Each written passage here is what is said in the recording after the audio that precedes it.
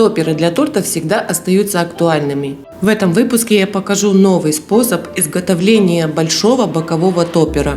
Если вам интересно то, что я делаю, подписывайтесь на канал и не пропускайте новых выпусков. Для изготовления данного топпера в первую очередь нам понадобится вафельная бумага, обычный скан. У вафельной бумаги есть две разные стороны – гладкая сторона и немного пористая. Кладем вафельную бумагу пористой стороной кверху на приготовленный нами скан. Рабочий скан с цифрами можно спокойно скачать у меня на телеграм-канале. Ссылку оставлю в описании под видео. Теперь закрепляем это прочно на столе, чтобы вафельная бумага и нижний скан никуда не двигались. И я закрепляю с помощью бумажного скотча. Но обратите внимание, нужно так закрепить, чтобы скотч не попадал на цифры. В работе будем также использовать любой текстурный силиконовый коврик и сахарную мастику. В данном случае я использую рисовую сахарную мастику. Берем небольшой кусочек и раскатываем тонко до полупрозрачности. Теперь нам нужно сделать оттиск, перенести текстурный рисунок на мастику. Все замечательно отпечатается. А также нам понадобятся небольшие вырубки, цветок, размеры прилагаются. Вырезаем несколько цветков вырубкой номер 2. Можно вырезать немного больше, я всегда делаю с запасом, так как заранее неизвестно, сколько нам понадобится цветков, поэтому делаем с запасом. Также вырезаем несколько цветков вырубкой номер 1. Если вы пользуетесь вырубками такими же, как у меня, то есть у них не выраженный лепесток, то нужно цветки немножко доработать. Углубляем разрез лепестков ближе к центру. Если мы доработаем вот таким образом, то цветок выглядит намного красивее, чем до этого. Крепить цветы на вафельную бумагу мы будем с помощью кондитерского клея, и его можно приготовить самому. Как сделать, есть в описании под видео. А теперь смотрите, у нас отчетливо видно цифра 18. Смазываем цветок клеем и приклеиваем. Смотрите, каким образом я это делаю. Я не клею цветок по центру, а буду клеить их по бокам контура цифры. Начинаю с больших цветов, так будет легче ориентироваться. Теперь смотрите, мы обрезаем излишки по контуру цифры. Получается, что цветок находится внутри цифры как бы. Вы должны понимать, что перед тем, как вы начнете работать, вы должны уже знать приблизительно, какая будет у вас композиция. То есть это нужно нарисовать либо на бумаге, либо скачать какой-нибудь файл с уже готовой композицией. Вы должны уже знать, как будет формироваться нижний слой и где будут основные верхние цветочки. Дальше мы будем создавать мини-веточки с листочками.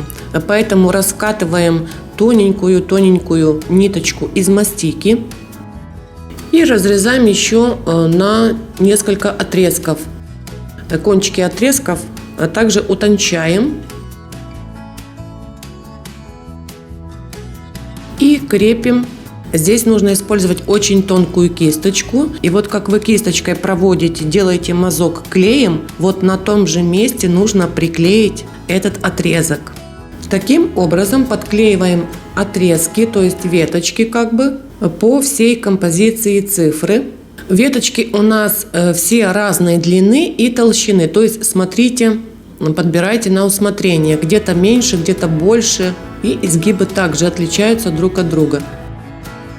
Теперь переходим к мини-листьям. Делаем вот такие очень маленькие скатыши из мастики, это даже меньше, чем зерно. Также делаем не одинаковые, а разного размера. И с помощью стека расплющиваем. Вот у нас получаются такие мини-мини листочки. Проходимся клеем только в том месте, где будем крепить листок. И теперь крепим листочки.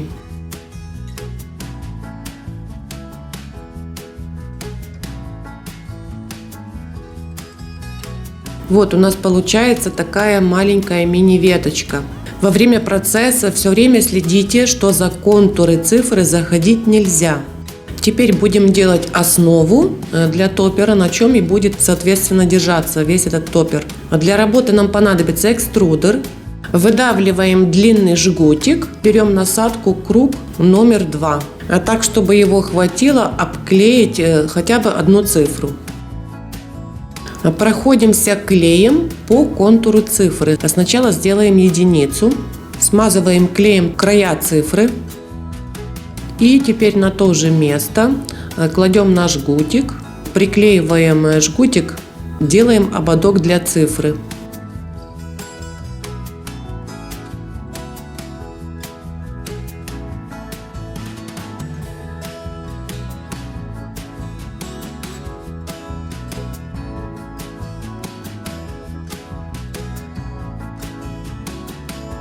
Обклеиваем единицу полностью, а стыки у нас получаются вот в этом месте.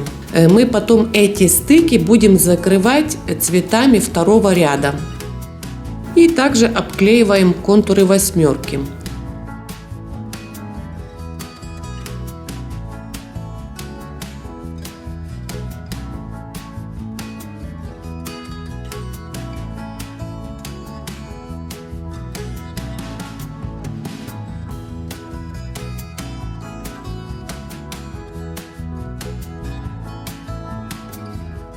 Вот в итоге что у нас получается. Нам нужно на данном этапе оставить топпер до полного высыхания сахарной мастики. Накрываем чем-то не тяжелым. К примеру, можно взять рабочую доску для цветов или шпатель.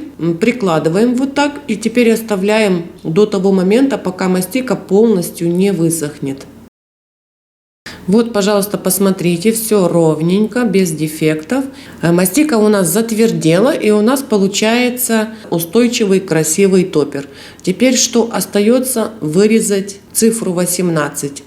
Это можно сделать либо маленькими ножницами, или кондитерским ножом.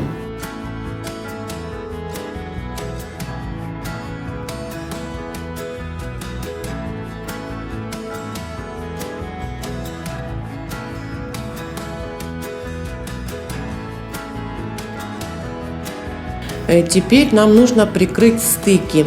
Для этого также будем использовать цветы из сахарной мастики. Можно использовать цветы такого же типа, используя вырубку номер 3, а можно сделать цветы немного по-другому. Опять возвращаемся к экструдеру. Нам нужны отрезки 3 размеров. Вот смотрите, что я сейчас буду делать. Это все достаточно просто. Будем делать вот такие плетеные лепестки. И потом собирать цветок. Загибаем самый маленький, потом средний подкладываем и также фиксируем пальцами у основания и берем самый длинный. Из 3 отрезков жгутика делаем такой лепесток. Для одного цветка нам нужно сделать таких лепестков 5 штук. Это будет самый большой цветок. Приклеиваем таким же образом с помощью клея. И крепим его сюда, где у нас один стык. Самый большой цветок у нас будет по центру. И таким же планом делаем цветок немного поменьше, из 2 разных отрезков. Можно сделать таких 3 цветка. Это уже на усмотрение. И, как я говорила раньше, смотря какой дизайн у вас задуман для вашего топпера. У нас получается нежно-белый топпер, но в принципе мастику можно окрасить в любой цвет и делать топперы по разным дизайнам, используя вот этот метод.